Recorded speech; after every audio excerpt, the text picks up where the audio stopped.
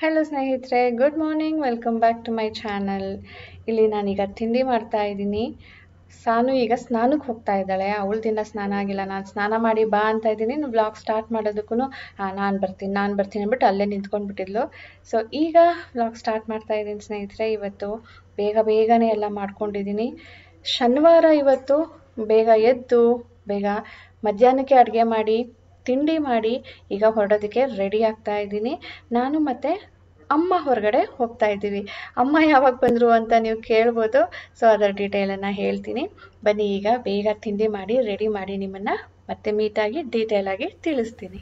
Okay ಸ್ನೇಹಿತರೆ, ಈಗ ready to leave. ನಾನು ಹೊರಗಡೆ ಹೋಗ್ತಾ ಇದ್ದೀನಿ. ಎಲ್ಲಿಗಂದರೆ ಹಾಸ್ಪಿಟಲ್ಗೆ ಯಾಕೆ ಅಂದರೆ ಇವತ್ತು ಅಮ್ಮನ್ನ ಕರ್ಕೊಂಡು ಹೋಗ್ತಾ ಇದ್ದೀನಿ. ಅಮ್ಮ ಯಾವಾಗ ಬಂದರು ಅಂತ ಕೇಳ್ಬೋದು ನೀವು. ಆ್ಯಕ್ಚುಲಿ ನಿನ್ನೆ ಸಂಜೆ ಬಂದರು. ನಾನು ಬೆಳಿಗ್ಗೆ ವ್ಲಾಗ್ ಸ್ಟಾರ್ಟ್ ಮಾಡಿ ಆಮೇಲೆ ಸಂಜೆ ಎಂಡ್ ಮಾಡಿಬಿಟ್ಟೆ. ಇವತ್ತು ಹಾಸ್ಪಿಟಲ್ಗೆ ಹೋಗ್ತಾ ಇದ್ದೀವಿ. ಯಾಕೆ ರೀಸನ್ ಅಂತ ನಿಮ್ಗೆ ಗೊತ್ತಿದೆ. ಅಮ್ಮ ರೀಸೆಂಟಾಗಿ ಐ ಆಪ್ರೇಷನ್ ಮಾಡಿಸ್ಕೊಂಡಿದ್ರಲ್ವ, ಅದು ಇಲ್ಲೇ ಮಾಡಿಸಿದ್ದು ನಾನು. ಅದಕ್ಕೆ ಅವರು ಅದ್ರ ರಿಲೇಟೆಡ್ ಏನಾದರೂ ತೋರಿಸೋದಕ್ಕೆ ಇಲ್ಲಿಗೇ ಬರ್ತಾರೆ. So all of a sudden 2-3 ಡೇಸಲ್ಲಿ ಡಿಸೈಡ್ ಆಗಿ ಅವರು ಇವತ್ತು ಬಂದಿರೋದು. ಆ್ಯಕ್ಚುಲಿ ನಾನು ಅಪಾಯಿಂಟ್ಮೆಂಟು ಗುರುವಾರಕ್ಕೇ ತೊಗೊಂಡಿದ್ದೆ. ಆದರೆ ಅಮ್ಮನಿಗೆ ಸ್ವಲ್ಪ ಹೆಲ್ತ್ ಇಶ್ಯೂ ಆಗಿ ಇಲ್ಲ ಕಣೆ ಬರೋಕ್ಕಾಗ್ತಾ ಇಲ್ಲ, ಮುಂದೆ ತಗೋ ಅಂತ ಹೇಳಿದರು. ಅದಕ್ಕೆ ಇವತ್ತು ಸ್ಯಾಟರ್ಡೇ ಇವತ್ತಿಗೆ ಅಪಾಯಿಂಟ್ಮೆಂಟ್ ತೊಗೊಂಡಿದ್ದೆ. ಇವತ್ತಿಗೆ ಅವರು ಸಿಗೋದಿಲ್ಲ ಅಂತ ನಾವು ಇಲ್ಲ ಪ್ಲೀಸ್ ಕೊಡಿ, ನಾವು ಮೊದಲು ತೊಗೊಂಡಿದ್ವಿ ಓಕೆ, ಬಟ್ ಅವತ್ತು ಬರೋದಕ್ಕಾಗಿರಲಿಲ್ಲ, ಒಂದು ಸ್ವಲ್ಪ ಹೊತ್ತು ನೋಡಿ ಅಂದ್ಬಿಟ್ಟು ರಿಕ್ವೆಸ್ಟ್ ಮಾಡಿದ್ದಕ್ಕೆ ಇವತ್ತು ಲಾಸ್ಟ್ ಅಪಾಯಿಂಟ್ಮೆಂಟು ನಮ್ಮದು ಸಿಕ್ಕಿರೋದು. ಸೊ ಹೋಗಿ ತೋರಿಸ್ಕೊಂಡು ಬರೋಣ. ಮೈಸೂರಲ್ಲಿ ಅವರು ತೋರಿಸ್ಕೊಂಡಿದ್ದಾರೆ. ಅಲ್ಲಿ ಅವರು ಹೇಳಿದ್ರಂತೆ ಇದು ಸ್ವಲ್ಪ ಏನೋ ಮೇಜರ್ ಅಂತ ಅನ್ನಿಸ್ತಾ ಇದೆ, ಅದಕ್ಕೆ ನೀವು ಎಲ್ಲಿ ಮಾಡಿಸ್ಕೊಂಡ್ರೋ ಅಲ್ಲಿಗೆ ಹೋಗಿ ಅಂತ ಹೇಳಿದ್ದಕ್ಕೆ ಅಮ್ಮನಿಗೆ ಪಾಪ ಅಲ್ಲಿಂದ ಅದಕ್ಕೋಸ್ಕರ ಈಗ ಇಲ್ಲಿಗೆ ಬರೋ ಥರ ಆಯಿತು. ಒಂದು ಕಡೆ ಅಲ್ಲೇ ಮಾಡಿಸಿದ್ರೆ ಚೆನ್ನಾಗಿರ್ತಿತ್ತೇನೋ ಅಂತಲೂ ಅನಿಸುತ್ತೆ. ಈ ಥರ ಸಿಚುವೇಶನ್ ಆದಾಗ ಆವಾಗ ನಾನು ಇಲ್ಲಿ ಯಾಕೆ ಮಾಡಿಸಿದ್ದು ಅಂದರೆ, ಕಣ್ಣು ಆಪ್ರೇಷನ್ ಆದಮೇಲೆ ಒಂದು 15 ಡೇಸ್ ರೆಸ್ಟ್ ಮಾಡಬೇಕು. ಏನೋ ಒಂದು ವಾರದ ತನಕ ಜಾಸ್ತಿ ಭಾರ ಎತ್ತೋದೆಲ್ಲ ಮಾಡಬೇಡಿ, ಧೂಳು ಹೋಗಬಾರ್ದು ಅಂತ ಹೇಳಿದ್ರು. ಓಕೆ, ಮನೇಲೇ ಇದ್ದಿರೋ ಆಗಿರೋದು, ಜಾಸ್ತಿ ಘಾಟ್ ಆಗಬಾರ್ದು, ಕಣ್ಣಿಗೇನು ಇನ್ಫೆಕ್ಷನ್ ಆಗಬಾರ್ದು, ರೆಸ್ಟ್ ಮಾಡಬೇಕು ಅಂತ. ಅಂದರೆ ಅವ್ರಿಗೆ 2 ಅವರ್ಗೆ ಡ್ರಾಪ್ಸ್ ಹೇಳಿದರು ಹಾಕ್ಕೊಳ್ಳೋದಕ್ಕೆ. ಅದಕ್ಕೆ ಹಾಕ್ಕೊಂಡು ರೆಸ್ಟ್ ಮಾಡಬೇಕು ಅಂತ. ನನಗೆ ಅಲ್ಲಿ ಹೋಗಿ ಮಾಡಿಸೋದಕ್ಕಾಗೋದಿಲ್ವಲ್ಲ, ನಾನು 1 ವೀಕ್ 10 ಡೇಸ್ ಅಲ್ಲಿ ಇರೋದಕ್ಕಾಗೋದಿಲ್ವಲ್ಲ ಅಂತ ಹೇಳ್ಬಿಟ್ಟು ಅಮ್ಮನ್ನೇ ಇಲ್ಲಿಗೆ ಕರೆಸ್ಕೊಂಡಿದ್ದು ನಾನು. ಸೊ 2 ಆಪ್ರೇಷನ್ ಆಯಿತು, ಎರಡಕ್ಕೂ ನಾನು ಇಲ್ಲೇ ಕರೆಸ್ಕೊಂಡೆ. ನನಗೆ ಅಲ್ಲಿ ಬಂದಿರೋಕ್ಕಾಗೋದಿಲ್ಲಮ್ಮ, ಅಂದರೆ ಅದು ಅರ್ಜೆಂಟಾಗಿ ಮಾಡಬೇಕಿತ್ತು. ಸಮ್ಮರ್ ಹಾಲಿಡೇಸಲ್ಲಿ ಅಂದರೆ ಒಂಥರ ಇತ್ತು, ಅರ್ಜೆಂಟಾಗೆ ಮಾಡಬೇಕಿತ್ತು. ಅದಕ್ಕೆ ನಾನು ಇಲ್ಲಿಗೆ ಕರೆಸ್ಕೊಂಡು ಇಲ್ಲೇ ಮಾಡಿಸ್ದೆ. ಆದರೆ ಈಗ ಎವ್ರಿ ಟೈಮ್ ಏನಾದರೂ ಇಶ್ಯೂ ಆದರೆ ಇಲ್ಲಿಗೆ ಬರೋ ಥರ ಆಗ್ತಾಯಿದೆ. ಇನ್ಫೆಕ್ಷನ್ ಆಗಿತ್ತು, 2 ಸಾರಿ ಇನ್ಫೆಕ್ಷನ್ ಆಗಿತ್ತು. ಒಂದು ಸಾರಿ ಇಲ್ಲೇ ಬಂದು ತೋರಿಸ್ಕೊಂಡ್ರು, ಒಂದು ಸಾರಿ ಅಲ್ಲೇ ತೋರಿಸ್ಕೊಂಡ್ರು. ಬಟ್ ಏನೋ ಒಂದು ಮಾಡೋಕ್ಕೆ ಹೋಗ್ತೀವಿ, ಅದು ಏನೋ ಒಂದು ಆಗಿರುತ್ತೆ. ಓಕೆ, ಎನಿವೇಸ್ ಬನ್ನಿ ಈಗ ಯಾವ ಹಾಸ್ಪಿಟಲ್ಗೆ ಏನು ಎತ್ತ ಅಂತ ತಿಳಿಸ್ತೀನಿ ಹೋಗ್ತಾ. Okay, reached hospital. ಇದು ಹಾಸ್ಪಿಟಲ್ ಬಂದು ರಾಜಾಜಿನಗರಲ್ಲಿರೋದು. ಅಂದರೆ ಇಸ್ಕಾನ್ ಟೆಂಪಲ್ ಇದೆ ಅಲ್ವಾ, ಅದರ ಮೊದಲೇ ಸಿಗುತ್ತೆ.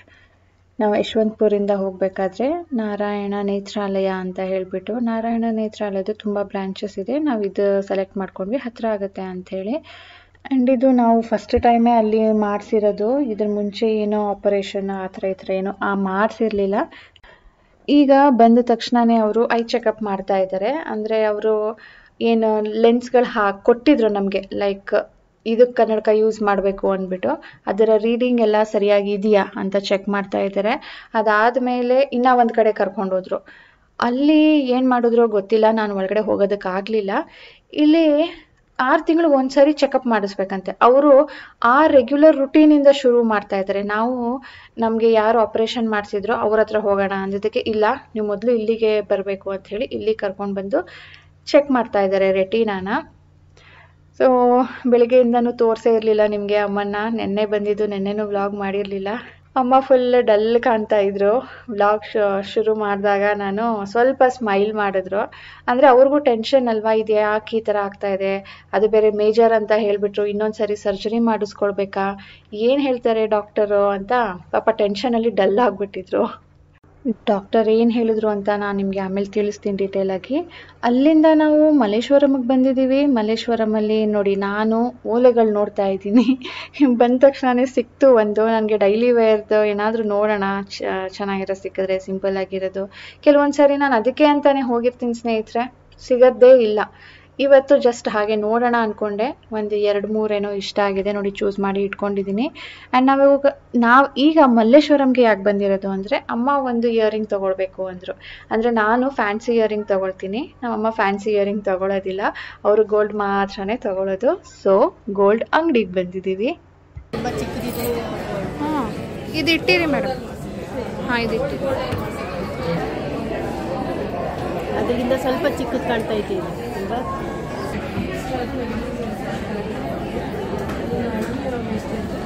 ఇది లీఫ్ ఇష్టం మళ్ళీ డక్కులు అవుతాయి మమ్మల్ని సన్నులా. ಈ ಇಯರಿಂಗ್ ನೋಡಿ ಸ್ನೇಹಿತರೆ, ಇಷ್ಟ ಆಯಿತು. ಅಮ್ಮ ಅಂದರು ಚಿಕ್ಕದಾಗತ್ತೆ ಕಣೆ ನನಗೆ ಅಂತ. ಇದು ನನಗೆ ಇಷ್ಟ ಆಯಿತು, ಬಟ್ ಇದು ಎಷ್ಟು ಗ್ರಾಮ್ ಇದೆ ಅಂತಲೂ ನೋಡಿಲ್ಲ ನಾನು. ಯಾಕಂದರೆ ಇವಾಗ ಸದ್ಯಕ್ಕೆ ನಾನು ತೊಗೊಳ್ಳೋ ಪ್ಲ್ಯಾನ್ ಇರಲಿಲ್ವಲ್ಲ, ಅದಕ್ಕೆ ಅದನ್ನು ಕೇಳಲೇ ಇಲ್ಲ. ಮನೆಗೆ ಬಂದ ಮೇಲೆ ರಾಜೇಶಕ್ಕೆ ತೋರಿಸ್ದೆ. ಹಾಂ, ಚೆನ್ನಾಗಿದೆ, ಒಂಥರ ಚೆನ್ನಾಗಿದೆ, ಇಷ್ಟ ಆಗಿದ್ರೆ ತೊಗೊಂಡ್ಬಿಡ್ಬೇಕಿತ್ತು ಅಂತಿದ್ರು. ಸರಿ, ಇನ್ನೊಂದು ಸರಿ ಹೋಗೋಣ ಬಿಡಿ ಅಂದೆ. ಅದಕ್ಕೆ ಇನ್ನೊಂದು ಸಾರಿ ಹೋದರೆ ನಿನಗೆ ಸಿಗುತ್ತೆ ಅಂತ ಏನು ಗ್ಯಾರಂಟಿ, ಆವಾಗಲೇ ತೊಗೊಂಡ್ಬಿಡ್ಬೇಕಲ್ವ ಇಷ್ಟ ಆದರೆ ಅಂತಿದ್ರು. ಓಕೆ, ಅಮ್ಮ ಈಗ ಇದು 2 ಚೂಸ್ ಮಾಡಿದ್ದಾರೆ, 2ರಲ್ಲಿ ಯಾವ್ದಾದ್ರು ಒಂದು ತೊಗೊಳ್ಳೋಣ ಅಂತ ಹೇಳಿಬಿಟ್ಟು.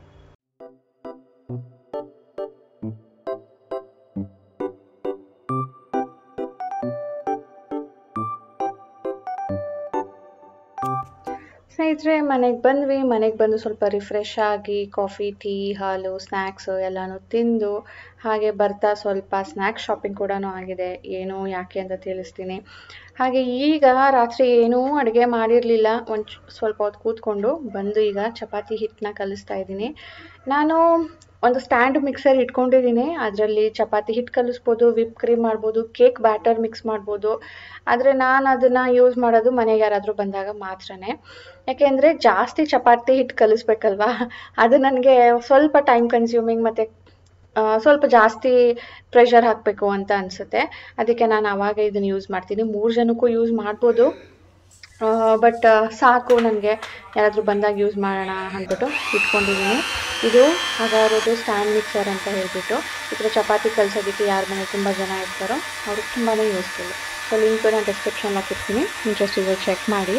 ಕಲಿಸಿಟ್ಬಿಟ್ಟು ನಾನು ಸ್ವಲ್ಪ ರೆಸ್ಟ್ ಮಾಡಿ ಬರೋಣ ಅಂತ ಅಂದ್ಕೊಂಡಿದ್ದೀನಿ. ಆ್ಯಂಡ್ ಬರಬೇಕಾದ್ರೆ ನಮ್ಮಮ್ಮ ನನಗೆ ಸ್ನ್ಯಾಕ್ಸ್, ನನಗೆ ಅಂತ ಅಲ್ಲ ಮನೆಗೆ ಸ್ವಲ್ಪ ಸ್ವೀಟ್ಸ್ ಏನಾದರೂ ತಗೋ, ಗೋಲ್ಡ್ ಶಾಪಿಂಗ್ ಮಾಡಿರೋದು ಖುಷಿಗೆ ಅಂತ ಹೇಳಿದರು. ಸೊ ಸಾನುಗೆ ನಾನು ಒಂದು ಡಾನಟ್ ತೊಗೊಂಡೆ.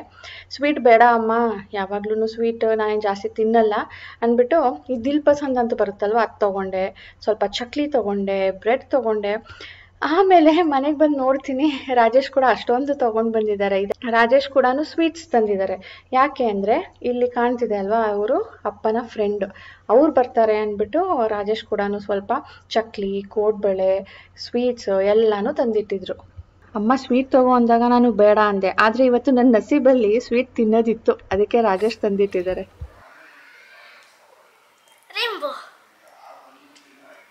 ಏನೋ ಹಾಡು ಹೇಳ್ತಾ ಇದ್ರಿ ಡೋನಟ್ ರಾಣಿ.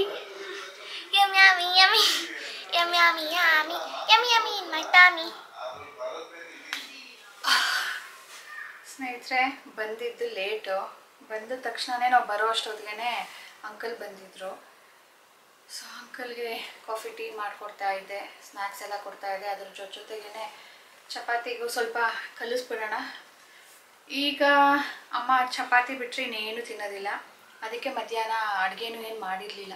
ರಾತ್ರಿಗೆ ಆಗೋ ಥರ, ಇಲ್ಲಾಂದ್ರೂ ಎಲ್ಲಾದರೂ ಹೊರಗಡೆ ಹೋಗಬೇಕಂದ್ರೆ ರಾತ್ರಿಗೂ ಆಗೋ ಥರನೇ ಮಾಡಿ ಹೋಗ್ತಾ ಇದ್ದೆ. ಬಟ್ ಇವತ್ತು ನಾವು ಬೇಗನೆ ಬರ್ತೀವಿ ಅಂದ್ಕೊಂಡ್ವಿ, ಇಷ್ಟೊಂದು ಲೇಟ್ ಆಗುತ್ತೆ ಅಂತ ಗೊತ್ತಿರಲಿಲ್ಲ. ಆ್ಯಂಡ್ ಅಲ್ಲಿಂದ ನಾವು ಮಲ್ಲೇಶ್ವರಂ ಬೇರೆ ಹೋದ್ವಲ್ಲ, ಅದು ಎಕ್ಸ್ಟ್ರಾ ಟೈಮ್ ಆಗೋಯ್ತು. ರಾಜೇಶ್ ನಿಂಗೆ ಅಲ್ಲಿಂದ ಎಷ್ಟು ನಾವು ರಾಜಾಜಿನಗರ್ ಬ್ರಾಂಚ್ಗೆ ಹೋಗಿದ್ದು, ಅಲ್ಲಿಂದ ಬುಕ್ ಮಾಡೋ ಮುಂಚೆ 3 ಕಿಲೋಮೀಟ್ರ್ ಅಂತ ತೋರಿಸ್ತು, ಬುಕ್ ಮಾಡಿದ್ಮೇಲೆ 4 ಕಿಲೋಮೀಟ್ರ್ ಅಂತ ತೋರಿಸ್ತು. ಓಕೆ, ಎನಿವೇಸ್ ಅದು ಹತ್ರನೇ ನಮಗೆ, ಅಲ್ಲಿಂದ ಅಲ್ಲಿಗೆ ಹತ್ತಿರ ಆಗುತ್ತೆ. ಇಲ್ಲಿಂದ ನಾನು ಹೊರಡಬೇಕು ಅಲ್ಲಿಗೆ ಅಂದರೆ ಮತ್ತೆ ಹಾಫ್ ಡೇ ವೇಸ್ಟ್ ಆಗುತ್ತೆ. ಬೇಗ ಬೇಗ ಕೆಲಸ ಮುಗಿಸು, ರಾತ್ರಿಗೆ ಅಡುಗೆ ಮಾಡು, ಮಧ್ಯಾಹ್ನಕ್ಕೆ ಅಡುಗೆ ಮಾಡು, ಬಂದ ಮೇಲೆ ಸುಸ್ತಾಗು. ಸೊ 2 ದಿನ ಸುಸ್ತಾಗೋ ಬದಲು ಇವತ್ತೇ ಸುಸ್ತಾಗ್ಬಿಡೋಣ, ಎಕ್ಸ್ಟ್ರಾ ಆದರೂ ಪರವಾಗಿಲ್ಲ ಅಂದ್ಬಿಟ್ಟು ಆ ಕಡೆಯಿಂದ ಹಾಗೆ ಹೋಗಿ ಬಂದಿದ್ದು. ಸೊ ಓಲೆ ತೊಗೊಂಡಿದ್ದಾರೆ, ಅದನ್ನು ದೇವರ ಹತ್ರ ಇಟ್ಟಿದ್ದೀನಿ. ನಾನು ತೋರಿಸ್ತೀನಿ, ನಾಳೆ ತೋರಿಸ್ತೀನಿ. ಈಗ ಸ್ನೇಹಿತರೆ ಅದ್ರ ಬಗ್ಗೆ ಏನು ಮಾತಾಡೋದಕ್ಕೂ ನನಗೆ ಎನರ್ಜಿ ಇಲ್ಲ, ಬ್ಯಾಕ್ ಪೇನ್ ಬರ್ತಾ ಇದೆ. ಸೊ ಸ್ವಲ್ಪ ರೆಸ್ಟ್ ಮಾಡೋಣ ಅಂತ ಬಂದಿದ್ದೀನಿ. ಅವರೆಲ್ಲರೂ ಹೊರಗಡೆ ಮಾತಾಡ್ತಾ ಇದ್ದಾರೆ.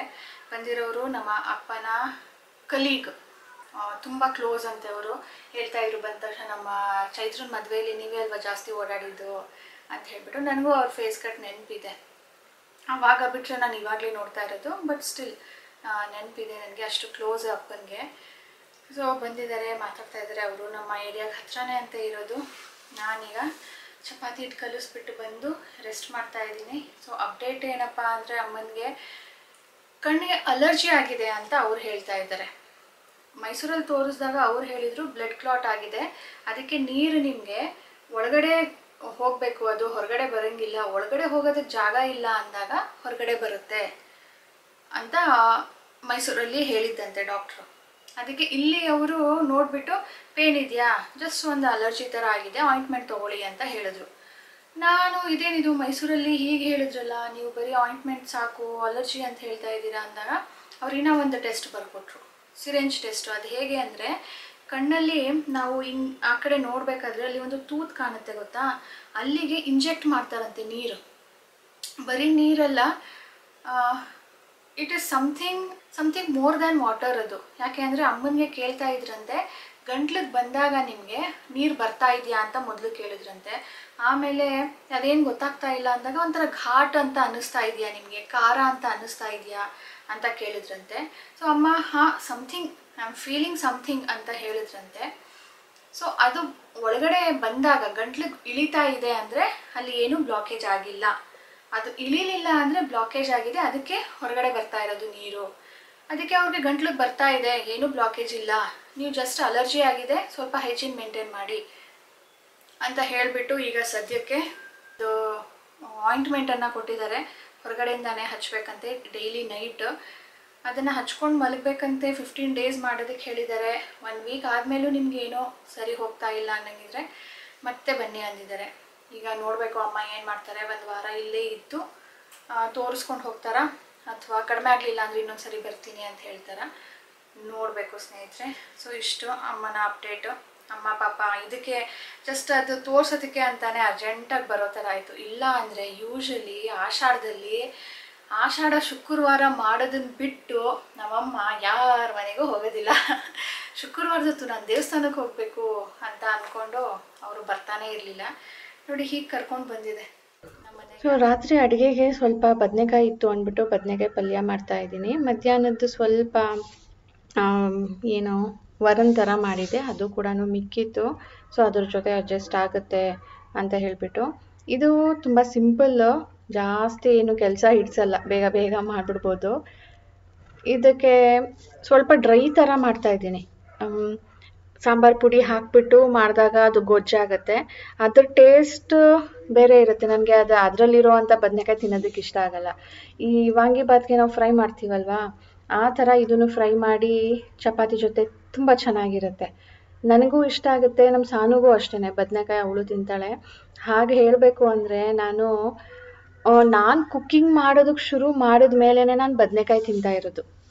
ಅಂದರೆ ನನಗೆ ಯಾವ ಥರ ಅದು ಓಕೆ ತಿನ್ಬೋದು ಅನಿಸುತ್ತೋ ಆ ರೀತಿಯಲ್ಲಿ ನಾನು ಮಾಡಿಕೊಂಡು ತಿಂತಾ ಇರೋದು. ಮದುವೆ ಮುಂಚೆ ನಾನು ಬದನೆಕಾಯಿ ಸಾರಿಗೆ ಹಾಕ್ತಾಯಿದ್ರು, ಮಸಾಲೆ ಸಾಂಬಾರುಗಳಿಗೆ, ಅದಕ್ಕೆಲ್ಲನೂ ತೆಗೆದಿಟ್ಬಿಡ್ತಾ ಇದ್ದೆ ಪಕ್ಕ. ಗೊಜ್ಜೇನಾದರೂ ಮಾಡಿದ್ರೆ, ಅನ್ನಕ್ಕೆ ಹಾಕಿದ್ರೆ, ಪಲಾವ್ ಮಾಡಿದಾಗ ನಮ್ಮಮ್ಮ ಹಾಕ್ತಾಯಿದ್ರು, ಅದೆಲ್ಲನೂ ಸೈಡ್ಗೆ ಇಟ್ಬಿಡ್ತಾ ಇದ್ದೆ. ಅಷ್ಟೊಂದು ಇಷ್ಟನೇ ಆಗ್ತಾ ಇರಲಿಲ್ಲ. ಅದಕ್ಕೆ ನಾನು ತಿನ್ನಬೇಕು, ನನಗೆ ಯಾವ ರೀತಿಯಲ್ಲಿ ಬೇಕೋ ಆ ರೀತಿಯಲ್ಲಿ ಈಗ ಮಾಡಿಕೊಂಡು ಎಂಜಾಯ್ ಮಾಡ್ತೀನಿ. ವಾಂಗಿಬಾತಲ್ಲಂತೂ ವಾಂಗಿ ಅಂದರೆ ಬದನೆಕಾಯಿ ಇರಲೇಬೇಕು, ಒಂದೊಂದು ತುತ್ತಿಗೂ ಒಂದೊಂದು ಬದನೆಕಾಯಿ ಇರಬೇಕು, ಆ ರೀತಿಯಲ್ಲಿ ಹಾಕಿ ನಾನು ಮಾಡೋದು. ಆ್ಯಂಡ್ ಪಲ್ಯ ಮಾಡ್ತೀನಿ ಈ ಥರ. ಇದು ಬಿಟ್ಟರೆ ಎಣ್ಗಾಯಿ ಗೊಜ್ಜು ಮಾಡ್ತೀನಿ. ಎಣ್ಗಾಯಿ ಗೊಜ್ಜು ರೊಟ್ಟಿ ಮಾಡೋದು. ಚಪಾತಿಗೆ ನಾನು ಈ ಥರ ಡ್ರೈ ಮಾಡ್ಕೊಳ್ತೀನಿ. ಸೊ ನೋಡಿ, ಇದೆಲ್ಲ ಈಗ ಸ್ವಲ್ಪ ಬದನೆಕಾಯಿ ಹಾಗೆ ಸಾಟೆ ಮಾಡ್ಕೊಳ್ಬೇಕು, ಇಲ್ಲಾಂದರೆ ಒಂಥರ ನಾವು ತಿಂದಾದ್ಮೇಲೆ ಗಂಟ್ಲಲ್ಲಿ ಒಂಥರ ಕೆರೆತ ಶುರು ಆಗುತ್ತೆ. ಸೊ ಎಣ್ಣೆಯಲ್ಲಿ ಅದು ಸಾಟೆ ಮಾಡ್ಕೊಳ್ಬೇಕು. ಟೊಮ್ಯಾಟೊ ಅದು ಸಾಗಿ ಆಗಬೇಕು. ಅಂದರೆ ಇದಕ್ಕೆ ನಾನು ನೀರು ಹಾಕೋದಿಲ್ಲ. ಈ ಟೊಮ್ಯಾಟೊದು ಏನು ಜ್ಯೂಸ್ ಬಿಡುತ್ತೋ ಅದೇ ಜ್ಯೂಸಲ್ಲಿ ಅದು ಬೆಂದ್ಕೊಳ್ಬೇಕು. ಟೊಮ್ಯಾಟೊನು ಸಾಫ್ಟ್ ಆಗಬೇಕು, ಮ್ಯಾಶಿ ಆಗಬೇಕು. ಅದರ ಜೊತೆ ಬದನೆಕಾಯಿ ಕೂಡ ಬೆಂದ್ಕೊಳ್ಬೇಕು. ಇದು ಬೇಗ ಬೇಯುತ್ತೆ ಅಂತ ಹೇಳ್ಬಿಟ್ಟು ಸ್ವಲ್ಪ ಅರಿಶಿನದ ಪುಡಿ ಹಾಕಿದ್ದೀನಿ. ಇದು ನೋಡಿ ಈಗ ಎಷ್ಟು ಬೇಗ ಸಾಗಿ ಆಗಿದೆ ಅಂದ್ಬಿಟ್ಟು. ಇದಕ್ಕೀಗ ಸ್ವಲ್ಪ ಖಾರ, ಅಂದರೆ ನಿಮಗೆ ಎಷ್ಟು ಖಾರ ಬೇಕೋ ಅಷ್ಟು. ಇದ್ರ ಜೊತೆ ಕೊರಿಯಾಂಡರ್ ಪೌಡರ್, ಇದೆರಡೇ ನಾನು ಹಾಕೋದು. ಇದು ಸ್ವಲ್ಪ ಹೆಚ್ಚು ಕಡಿಮೆ ಮಾಡ್ಕೊಳ್ಬೋದು. ಟೊಮ್ಯಾಟೊ ಸ್ವಲ್ಪ ಜಾಸ್ತಿ ಇರಬೇಕು ಹುಳಿ. ಸೊ ಇಷ್ಟೇ, ತುಂಬ ಚೆನ್ನಾಗಿರುತ್ತೆ. ತಪ್ಪದೆ ಕರಿಬೇವು ಹಾಕಬೇಕು. ಆ ಕರಿಬೇವ್ದು ಫ್ಲೇವರ್ ಇದರಲ್ಲಿ ಚೆನ್ನಾಗಿ ಬರುತ್ತೆ. ನೀರು ಹಾಕಿರೋದಿಲ್ವಲ್ವಾ, ಅದರ ಒಂಥರ ಫ್ಲೇವರ್ ಚೆನ್ನಾಗಿ ಬರುತ್ತೆ. ಈಗ ಇದನ್ನು ಚೆನ್ನಾಗಿ ಮಿಕ್ಸ್ ಮಾಡಿಬಿಟ್ಟು ಒಂದು 2 ನಿಮಿಷ ಹಾಗೆ ಸಣ್ಣ ಉರಿ ಮಾಡಿ ಬಿಟ್ಟು ಆಫ್ ಮಾಡಿಬಿಡ್ತೀನಿ. ಕೊನೆಯಲ್ಲಿ ಕೊತ್ತಂಬರಿ ಸೊಪ್ಪು ಹಾಕಬೇಕು. ತುಂಬ ಟೇಸ್ಟಿಯಾಗಿರುತ್ತೆ. ಸಿಂಪಲ್ಲಾಗಿ ಸಾಕು ಅಂತ ಈಗ ಇದನ್ನು ಮಾಡ್ಕೊಂಡಿದ್ದೀನಿ. ನಿಜವಾಗ್ಲೂ ಸ್ನೇಹಿತರೆ, ಸ್ವಲ್ಪ ರೆಸ್ಟ್ ಮಾಡೋಣ ಅಂತ ಕೂತ್ಕೊಂಡಿದ್ನ, ಮೈಕೈ ನೋವು ಜಾಸ್ತಿ ಆಗೋಯ್ತು. ನಾನು ಚಪಾತಿ ಹಿಟ್ಟು ಕಲಸಿಟ್ಬಿಟ್ಟು ಹೋಗಿದ್ದೆ, ಪಲ್ಯ ಮಾಡಿಬಿಟ್ಟು ಬಂದು ಇನ್ನೂ ಮಲ್ಕೊಂಡ್ಬಿಟ್ಟೆ. ಆಮೇಲೆ ರಾಜೇಶ್ ಮತ್ತು ಅಮ್ಮನೇ ಇಬ್ಬರು ಚಪಾತಿನ ಸುಟ್ಟು ಕೊಟ್ಟರು ಎಲ್ಲರಿಗೂ. ಓಕೆ, ಈ ವ್ಲಾಗ್ನ ಇದರೊಂದಿಗೆ ಎಂಡ್ ಮಾಡ್ತೀನಿ ಸ್ನೇಹಿತರೆ. ಸಿಗೋಣ ಮುಂದಿನ ವ್ಲಾಗ್ನೊಂದಿಗೆ. ಅಂಟಿಲ್ ದೆನ್ ಪ್ಲೀಸ್ ಇವತ್ತಿನ ವಿಡಿಯೋ ಇಷ್ಟ ಆಗಿದ್ರೆ ಲೈಕ್ ಬಟನ್ನ ಕ್ಲಿಕ್ ಮಾಡೋದನ್ನು ಮರಿಬೇಡಿ. ಸಬ್ಸ್ಕ್ರೈಬ್ ಮಾಡದೆ ನೋಡ್ತಾ ಇದ್ದರೆ ಪ್ಲೀಸ್ ಸಬ್ಸ್ಕ್ರೈಬ್ ಮಾಡ್ಕೊಳ್ಳಿ. ಬೈ ಬೈ ಸ್ನೇಹಿತರೆ.